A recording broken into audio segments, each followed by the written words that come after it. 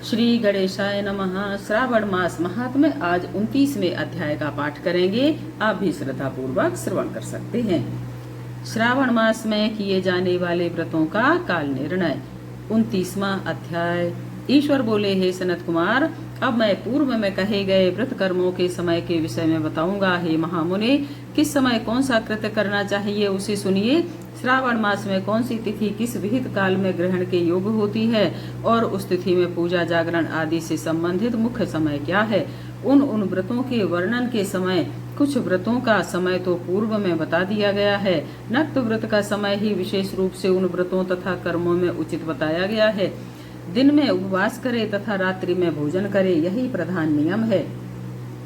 सभी व्रतों का उद्यापन उन व्रतों की तिथियों में ही होना चाहिए। यदि किसी कारण से उस तिथि में उद्यापन असंभव हो तो पंचांग शुद्ध दिन में एक दिन पूर्व अधिवासन करे और दूसरे दिन आदर पूर्वक होम आदि कृत्यों को करे। धारण पारण व्रत में तिथि का घटना तथा बढ़ना कारण नहीं है। श्रावण मास के शुक्ल पक्ष की प्रतिपदा तिथि में संकल्प करके उपवास करे, पुनः दूसरे दिन पारण करे, इसके बाद दूसरे दिन उपवास धारण करे। इसी क्रम से करता रहे। व्रती को चाहिए कि वह पारण में हविष्यान मूंग चावल आदि ग्रहण करे।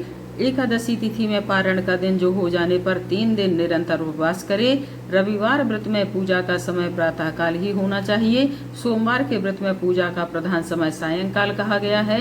मंगल बुध तथा गुरु के व्रत में पूजन के लिए मुख्य समय प्रातः काल है।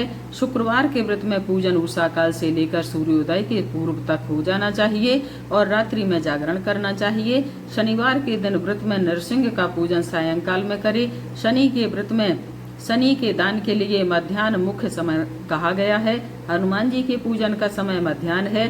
अश्वत्थ का पूजन प्रातः काल करना चाहिए। हे वत्स, रोटक नामक व्रत में यदि सोमवार युक्त प्रतिपदा तिथि हो तो वह प्रतिपदा 3 मुहूर्त से कुछ अधिक होनी चाहिए, अन्यथा पूर्व योगिनी प्रतिपदा ग्रहण करनी चाहिए। औदुंबरी द्वितीया सायंकाल व्यापनी मानी गई है। यदि दोनों तिथियों में पूर्व वेद हो तो तृतीया संयुक्त द्वितीया ग्रहण करनी चाहिए। स्वर्ण गौरी नामक व्रत की तृतीया तिथि चतुर्थी युक्त होनी चाहिए। गणपति व्रत हेतु तृतीया विद्ध चतुर्थी तिथि प्रशस्त होती है। नागों के पूजन में षष्ठी युक्त पंचमी प्रशस्त होती है। सुपोदन व्रत में सायंकाल सप्तमी युक्त षष्ठी श्रेष्ठ होती है। शीतला के व्रत में मध्याह्न व्यापनी सप्तमी ग्रहण करनी चाहिए। देवी के पवित्रारोपण व्रत में रात्रि व्यापनी अष्टमी तिथि ग्रहण करनी चाहिए। नक्त व्यापनी कुमारी नवमी प्रशस्त मानी जाती है। इसी प्रकार आशा नामक जो दशमी तिथि है वह भी नक्त व्यापनी होनी चाहिए। विध एकादशी का त्याग करना चाहिए। हे मुने, उसमें वेद के विषय में सुनिए। एकादशी व्रत के लिए अरुणोदय में दशमी का वेद वैष्णवों के लिए तथा सूर्योदय में दशमी का वेद स्मार्तों के लिए निंद्य होता है। रात्रि के अंतिम प्रहर का आधा भाग अरुणोदय होता है। इसी रीति से जो द्वादशी हो वह पवित्रारोपण में ग्राह्य है। कामदेव के व्रत में त्रयोदशी रात्रि व्यापनी होनी चाहिए। उसमें भी द्वितीय याम व्यापनी त्रयोदशी हो तो वह अति प्रशस्त होती है। शिव जी के पवित्रारोपण व्रत में रात्रि व्यापनी चतुर्दशी होनी चाहिए। उसमें जो भी चतुर्दशी अर्ध रात्रि व्यापनी होती है वह अति श्रेष्ठ होती है। उपाकर्म तथा उत्सर्जन कृत्य के लिए पूर्णिमा तिथि तथा श्रवण नक्षत्र होने चाहिए। यदि दूसरे दिन 3 मुहूर्त तक पूर्णिमा हो तो दूसरा दिन ग्रहण करना चाहिए, अन्यथा तैत्तिरीय शाखा वालों को और ऋग्वेदियों को पूर्व दिन ही करना चाहिए। तैत्तिरीय यजुर्वेदियों को 3 मुहूर्त पर्यंत दूसरे दिन पूर्णिमा में श्रवण नक्षत्र हो तब भी पूर्व दिन दोनों कृत्य करने चाहिए। यदि पूर्णिमा और श्रवण दोनों का पूर्व दिन एक मुहूर्त के अनंतर योग हो और दूसरे दिन 2 मुहूर्त के भीतर दोनों समाप्त हो गए हों तब पूर्व दिन ही दोनों कर्म होना चाहिए। यदि हस्त नक्षत्र दोनों दिन अपराह्न काल व्यापी हो तब भी दोनों कृत्य पूर्व दिन ही संपन्न होने चाहिए। श्रवणा कर्म में उपाकर्म प्रयोग के अंत में दीपक का काल माना गया है। सर्व बलि के लिए भी वही काल बताया गया है। पर्व के दिन में अथवा रात्रि में अपने अपने गृह सूत्र के अनुसार जब भी इच्छा हो इसे करना चाहिए।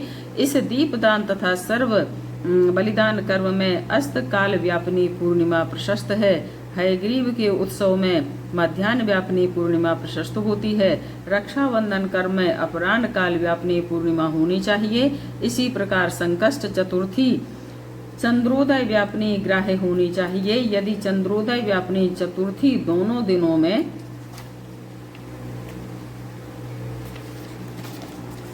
हो अथवा दोनों दिनों में ना हो तो भी चतुर्थी व्रत पूर्व दिन में करना चाहिए, क्योंकि तृतीया में चतुर्थी महान पुण्य फल देने वाली होती है। अतः हे वत्स, व्रतियों को चाहिए कि गणेश जी को प्रसन्न करने वाले इस व्रत को करें। गणेश चतुर्थी, गौरी चतुर्थी और बहुला चतुर्थी, इन चतुर्थियों के अतिरिक्त अन्य सभी चतुर्थियां अन्य देवताओं के पूजन के लिए पंचमी विद्या कही गई हैं।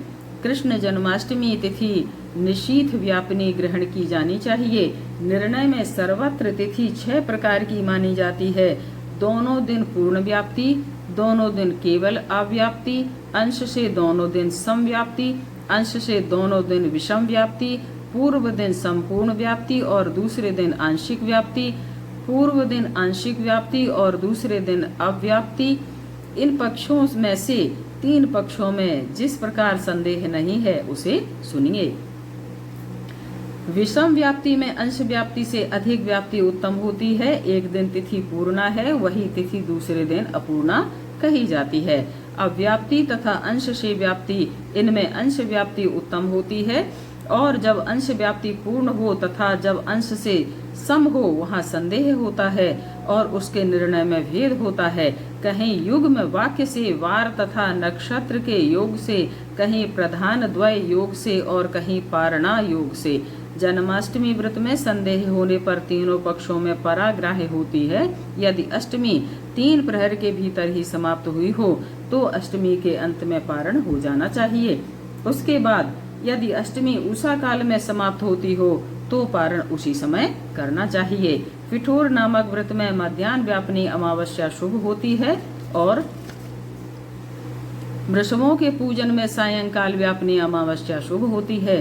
पुरुषों के संचय में संगव काल दिन के 5 भागों में से दूसरा भाग व्यापिनी अमावस्या शुभ कही गई है। सूर्य के कर्क संक्रमण में 30 घड़ी पूर्व का काल पुण्यमय होता है और सिंह संक्रमण में बाद की 16 घड़ियां पुण्यमय हैं। साथ ही कुछ मुनि पूर्व की 16 घड़ियों को भू पुण्यमय मानते हैं। अगस्त के अर्ध का काल तो व्रत वर्णन में ही कह दिया गया है। हे वत्स, मैंने आपसे यह कर्मों के काल का निर्णय कह दिया। जो मनुष्य इस अध्याय का श्रवण करता है अथवा इसका पाठ करता है वह श्रावण मास में किए गए सभी व्रतों का फल प्राप्त करता है। इस प्रकार श्री स्कंद पुराण के अंतर्गत ईश्वर सनत कुमार संवाद में श्रावण मास महात्म्य में व्रत निर्णय काल निर्णय कथन नामक 29वां अध्याय पूर्ण हुआ। हर हर महादेव, हर हर महादेव, शिव शंभु।